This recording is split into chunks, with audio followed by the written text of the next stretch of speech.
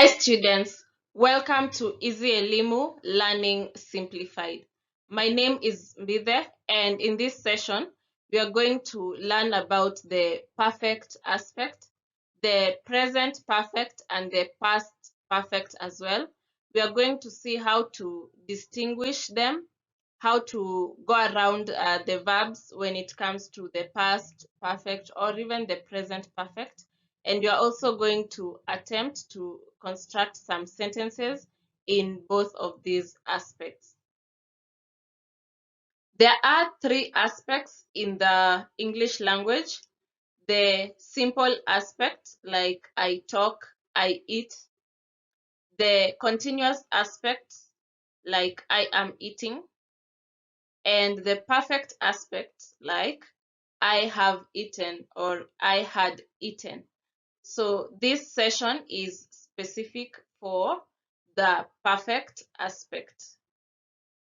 So there are several instances when we use the perfect aspect. The first one is when we are talking about an action that began in the past and has not changed even as we are talking. For example, I have managed this business for many years. It means that this person started managing the business a while ago or years ago, and they are still managing it even now. We also use the perfect aspect when we are talking about something that began in the past and is still continuing even now as we speak. For example, this patient has been sick for 2 months. It means that the sickness began 2 months ago and this person is still sick even as we are speaking right now. We also use the perfect aspect when we are talking about experiences we have had until now. For example, I have seen a real giraffe, or all of us have done mock exams. Another way we can use the perfect aspect, or another instant or situation where we can use the perfect aspect, is when we are talking about a habit that began in the past and still continues. For example, she has exercised regularly for the last 3 months. She has exercised regularly for the last 3 months. It means that she started exercising 3 months ago and is still exercising. I have eaten in this restaurant for as long as I can remember. It means that I started eating here long time ago and I still do eat in this particular restaurant. We also use the perfect aspect when we are talking about something that has just happened. And for this case, you place the word just between the auxiliary verb and the main verb. For example, I have just received a letter. In that sentence, the word have is the auxiliary verb, received is the main verb. Remember, we said that auxiliary verbs are helping verbs. They help the main verb. So between those two verbs, you put the word just to show that this thing has happened recently. The chef has just prepared a delicious meal. I have just finished my last exam paper. So you put the word just between the auxiliary verb and the main verb.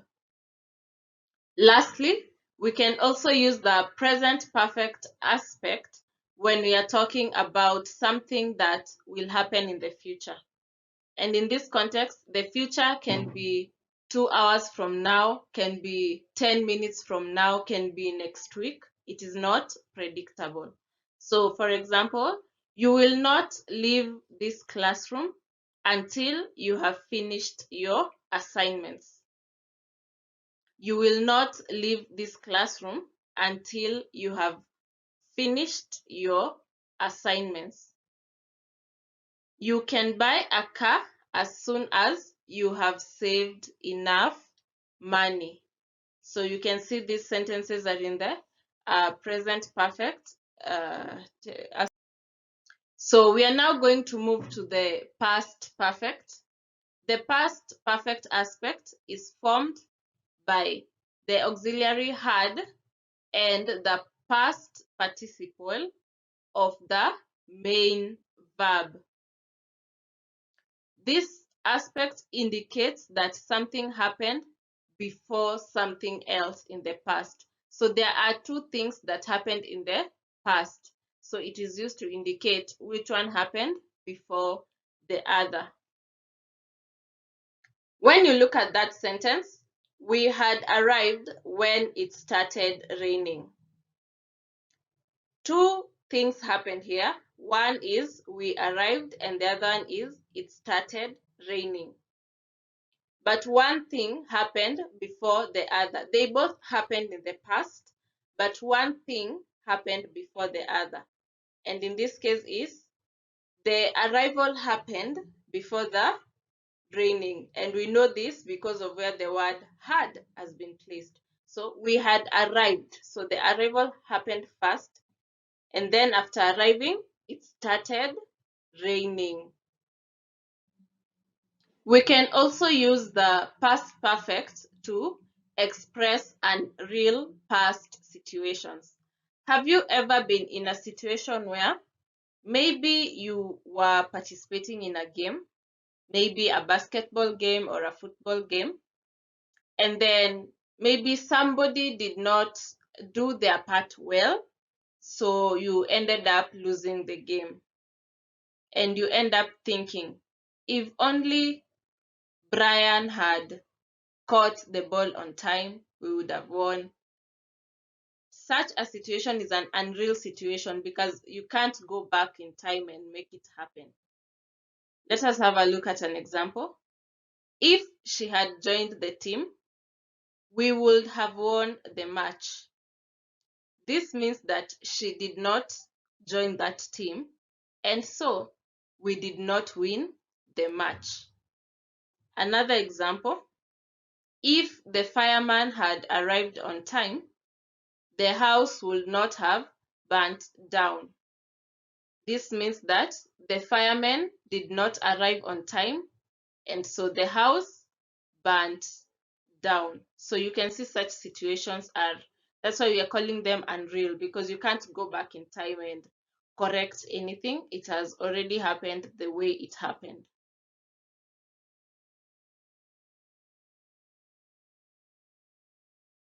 So that's it for this session. I hope you have understood and you're now able to distinguish the present perfect from the past perfect.